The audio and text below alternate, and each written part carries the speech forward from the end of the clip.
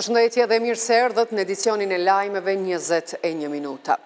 Ka dështuar për herë të 18 konstituimi i kuvendit. Lëvizja vetëvendosjes në këtë takim nuk ka arritur të siguroj votat e nevojshme për krijimin e komisionit për votim të fshet për zgjedhjen e kryeparlamentares Albulena Haxhiu.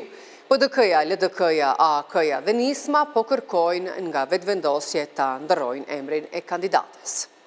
Përfaqësuesit e subjekteve politike për një konsultim, që fillojnë në seancën. Në fillim të seancës për konstituimin e kuvendit, kryesuesi i saj, Avni Dehari, ftoi përfaqësuesit politik për konsultime.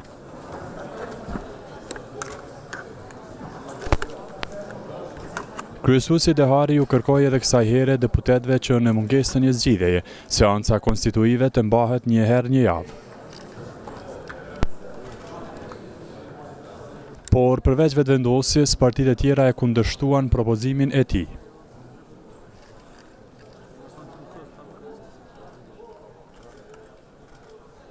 Më pas, kryesuesi Dehari u kërkoi subjekteve politike që të propozojnë nga një antar të komisionit për votim të fshehtë.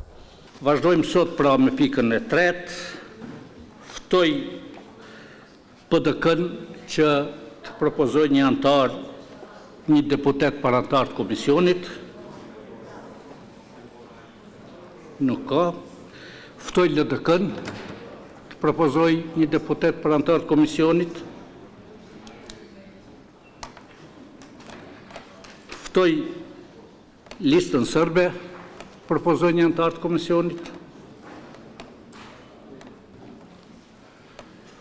Ftoj AK-n dhe Nismën që propozoj një antar të komisionit.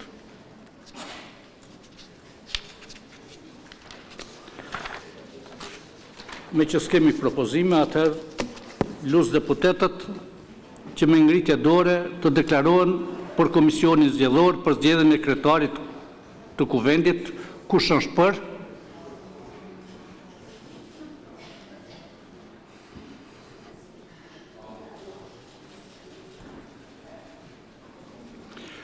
Kush është kundër?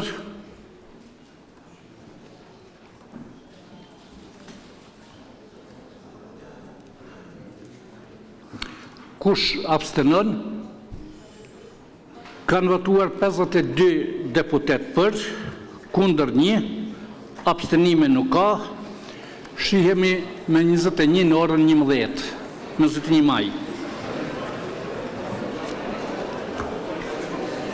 Pas dështimit të 18 me radhë për zgjedhjen e kryetarit kuvendit, lëvizja vetëvendosje thotë se ka qenë konstruktive duke u ofruar zgjidhje e partive për tejkalimin e ngërçit politik, por subjektet e tjera kundërshtojnë votimin e fshet, kandidaturën e Albulena Haxhiut për kryeparlamentare, si dhe propozimin e vetëvendosjes që mbledhjet të mbahen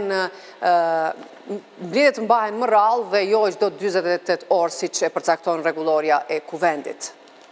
Jam 106 deputet, kemi kurum për të vazhduar me seancën. Kuvendi i Kosovës tashmë i ngjan një ligatine ku uji ka pushuar së lëvizuri duke lëshuar madje aromë të pakëndshme. Me pak fjalë, këtë përshtypje lanë antarët e legjislaturës së re, të cilët as në përpjekjen e 18 nuk lanë përshtypje serioze për çfarë në fakt kanë marrë votën. Kësaj edhe këtë radhë pasuan akuzat e ndërsjella për dështimin e SH-s. Deputeti i vetëvendosjes Dimal Basha, pos akuzave ndaj rivalëve politik, zgjodhi të thotë se nuk kanë ndërmend t'i nënshtrohen dëshirave të tyre. LDK-ja del thot na nuk e votojmë asnjë kandidat. Kjo tregon që LDK-ja është komplet përgjegjëse për bllokimin. PDK-ja thot na nuk e votojmë asnjë kandidat që ka qenë pjesë e qeverisë. Ministra, zavendës ministra. AK-ja thot, na e kemi një propozim tonin. Propozimin atakon neve, edhe derisa dikush nuk ka një arsye të shëndosh, që dele kundërshton zonjën Haxhiu, na s'mundemi ju nështru dëshirave të opozitës. Vetëvendosje përsëriti propozimin për të takuar më rrallë në kuvend, nga që 48 orëshi nuk funksionoi, por kjo nuk la fare përshtypje, pasi siç tha kryetari i Partisë Demokratike të Kosovës Memli Krasniqi, më mirë do të ishte që çdo ditë të kërkohej zgjidhja. Ai përsëri atribuoi fajin vetëvendosjes për mungesë vullneti politik. Edhe sot patën përpjekjen e njëjtë që të shtyhen këto seanca mbahen në kundërshtim me rregullore një herë në javë, por vullneti i partive tjera ishte që kjo mos ndodhë. Në fakt, sa na përket neve si PDG, unë besoj që nuk duhet pritet as 2 ditë, sepse rregulloria thot brenda 48 orëve kjo mund ndodhë dhe brenda 24 orëve dhe nuk do të ishte fare e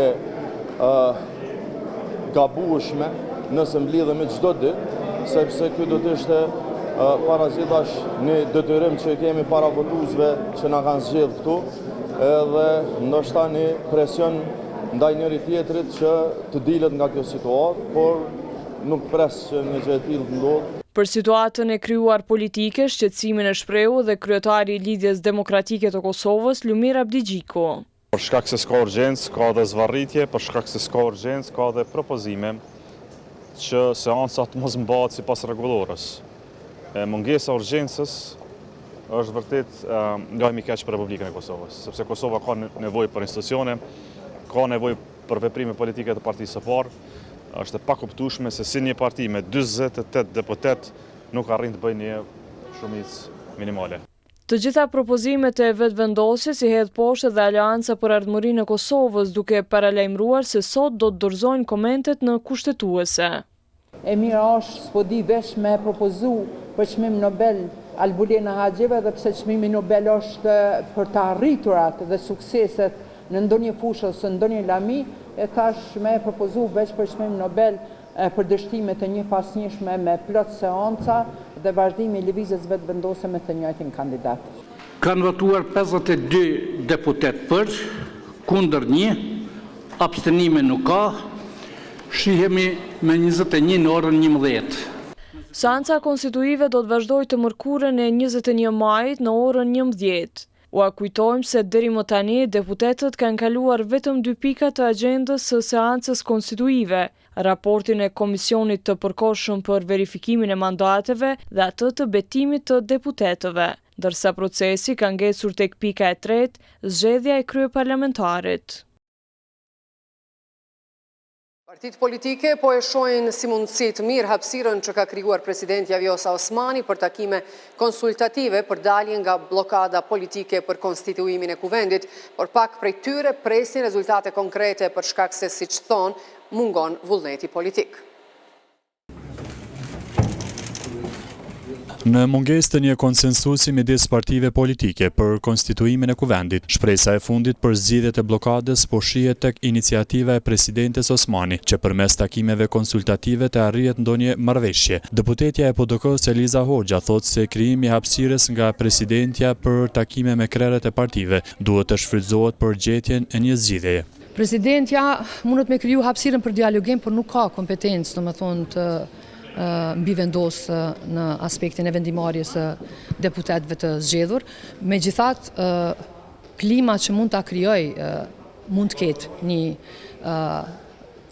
peshë të caktuar nëse ndodh, por vazhdimisht duhet kuptojmë që kjo është vullnet politik dhe partia që ka fituar zgjedhjet është në domenin e saj, me që ka të drejtën ta propozojë kandidatën, natyrisht i merr edhe detyrimet për të krijuar shumicën e thjeshtë. Deputeti i LDK-s Alban Zogaj tha se zgjidhja më e mirë është një qeveri gjithëpërfshirëse. Po takimi ishte një hap shumë i mirë, ftesa për atë takim ishte një hap i mirë drejt daljes, të shohim si po rrjedhin ngjarjet gjatë kësaj jave. Propozimi jonë është të gjithë të marrin pjesë në një qeverisje e cila e ka një afat të caktuar, përgatitemi për zgjedhjet e ardhshme, i përfundojmë zgjedhjet lokale që i kemi tash në tetor dhe ecim tutje tek zgjedhja e presidentit. Nuk po shohim një alternativë tjetër që mund të jetë më e përshtatshme se kjo që ne kemi propozuar. Por propozimi i LDK-s për një qeveri gjithëpërfshirëse për vetëvendosjen është devijim i vullnetit të qytetarëve. Deputeti i këtij subjekti politik Arber Rexhaj tha se presidentja e ka bërë punën e saj duke ftuar në takim përfaqësuesit e partive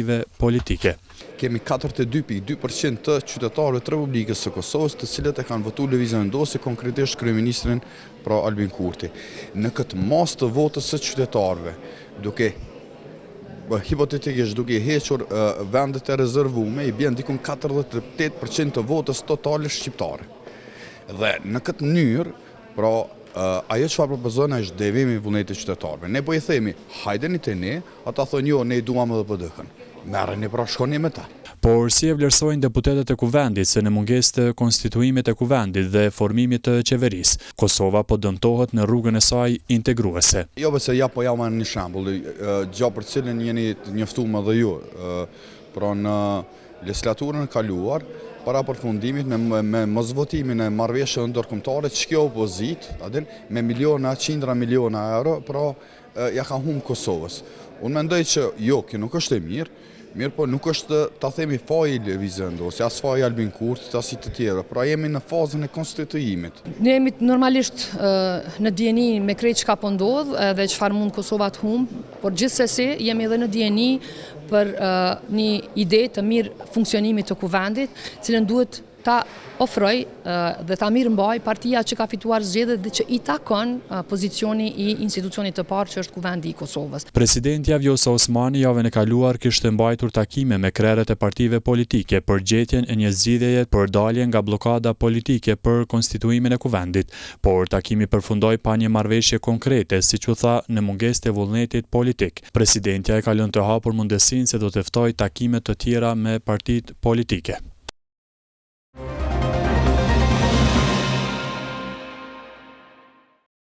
Autoriteti i konkurencës i Kosovës ka nisur një hetim për monitorimin e tregut vendor pas shqetësimeve të qytetarëve dhe raportimeve në media për rritje të çmimeve për produktet e shportës bazike, bukës, kafes dhe produkteve tjera. Autoriteti tani po zhvillon një analizë të thelluar për mbi 20 produkte ushqimore në tregun e Kosovës për të identifikuar arsyet reale të rritjeve të çmimeve. Ushtruesi i detyrës së shefit të Departamentit të Analizës dhe Metodologjisë në AKK, Ardian Mustafa, thekson se një vëmendje e veçantë po i kushtohet sektorit të prodhimit të bukës dhe gastronomisë, ku çmimi i kafes ka shënuar rritje të konsiderueshme.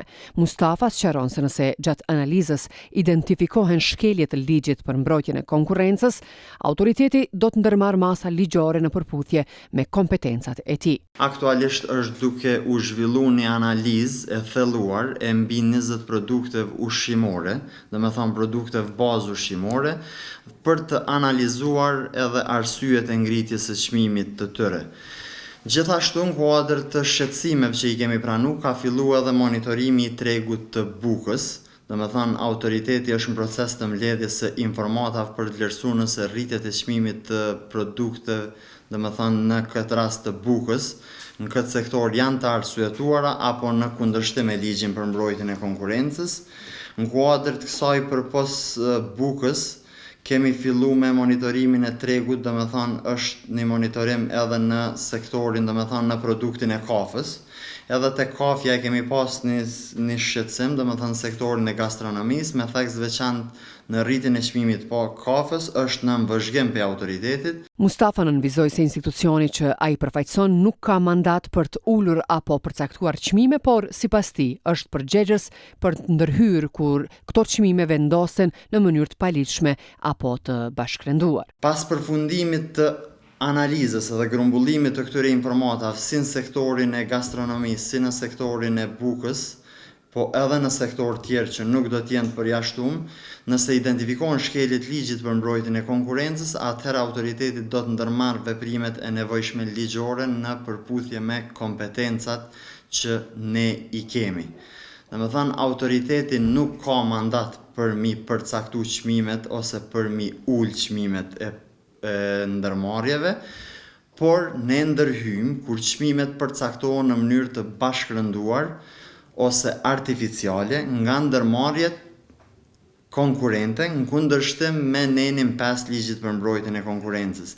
Dhe me thënë, në këtë rast janë 2 nene të ligjit tonë që neve na involvojnë me reagu kur kemi dyshime për fiksim ose ndonjë shkelje të ligjit për mbrojtjen e konkurrencës. Në kuadër të kësaj, Mustafa përmendi edhe nenin 9 që ndalon keqpërdorimin e pozitës dominuese, veçanërisht kur një kompani me mbi 40% të tregut shet me çmime nën kosto për të dëmtuar ose larguar konkurrentët.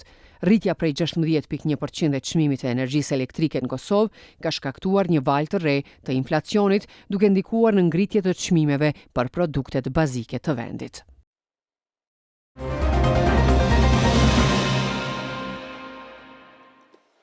Punëtorët e kompanisë pastrimi protestuan para komunës së Prishtinës duke kërkuar pagesën e borxhit prej 2.7 milion euro që kompania pretendon se i detyrohet nga komuna. Pas protestës, kryetari i Prishtinës Përparim Rama pritin takim përfaqësuesve të sindikatës ndërmarrjes pastrimi. Ai theksoi se punëtorët nuk janë fajtor për situatën e krijuar, ndërsa përgjegjësinë ja atribuoi menaxhmentit të kompanisë, për cilin tha se ka dështuar në menaxhimin e proceseve. Ndërkohë, drejtori i shërbimeve publike Bekim Brestovci u premtoi protestuesve se do të mbahet një seancë e jashtëzakonshme kuvendit komunal për të miratuar një vendim mbi subvencionimin e pagave të punëtorëve në vlerë prej 1.5 milion euro. Nëse nuk punojnë atëherë, duhet edhe me shkarku. Po punëtorët nuk duhet me dëmtu. Që kjo neve na intereson te punëtorë. Ata me lanë pa punë, pa paga është vështirë. Në këtë situatë, këto që po shkojnë, na s'pedi tjetër që me thonë veç që kësha lutë, për me nënë veç për punëtorë. Faj nuk është të ju, asë ne nuk i fajsojmë punëtorët. Faj është të menaxhmenti edhe duhet me uhek njerës që nuk din me menaxhu proceset. Punëtorët që nuk e kanë asë një faj, hinë mes këtyne gjonave se kryojnë njerës të tillë, si Lotrim Ratkoceri i Partisë Demokratike të Kosovës, me njerës të Urani Ismaili si Petri Treqica, kryojnë çështje kauza politike edhe sy interesojnë punëtorët. Kjo, unë kam thonë që na kemi me luftu edhe s'kemi me leju këtë çështje me ndodhë, sepse po e shihni që faktikisht keq i bjen punëtorëve, keq i bjen kryeqytetit. Me u përdor një institucion, me u përdor një kompani, me u përdor faktikisht për ashtu kanë dash për përfitime politike të tyne, me lënë mbërllok të gjithë kryeqytetin. Kjo është e papranueshme edhe ne këtë sot e tutje nuk kemi me leju kur. Ne jeri përsëritëm gatishmërinë tonë për të vazhdu punën me ata që janë të interesuar të punojnë edhe të ofrojnë shërbim. Ne e shprehim gatishmërinë tonë që qysh sot me një person të autorizuar në ndërmarrjen pastrimit ta nënshkruajmë kontratën prej 1.5 milion për punët shtesë. Ne u dakorduam që nëse krijohen kushtet nga ndërmarrja e pastrimit që ata të kenë mundësi të dalin dhe të operojnë dhe të kryjnë shërbimin, ta kanë 1/3 e regionit të Prishtinës, sepse tani veç i kemi të kontraktuar dy operator ekonomik, do thot nga ana jonë nuk ekziston asnjë hezitim. Ne shprehim edhe një herë gatishmërinë që të thirrim një seancë të jashtëzakonshme, që prapë ta sillim vendimin për subvencionimin e pagave për punëtorët. Na jemi pa mjete. Tash, komuna thot i ka fajt menaxhmenti thot unë s'kam të ardhuna, na e kanë nalë. E vërteta është që 2 operatorë privat vitin që shkoj, na kanë prunat gjendje. Që ne kemi pas kontrat me vlerë 420.000 euro, ato 420.000 euro i kanë kalu privatit në momentin që ka operuaj. Në më thonë, në nuk kemi marrë 420.000, për kemi marrë 250.000, 230.000, edhe jemi arë që aty ku jemi. Tash prap me privat këtë gjendje emergjente na dojmë zgjidhje. Neve na interesën si punëtor po flasë, naft me pas, kamion me pas, rrugë me pas. Tash kush e bë zgjidhjen apo komuna? A bënaj, dika duhet më drejtu. Realisht, thashin këto ditë bëhet një seancë për me mujtë me në ndihmu.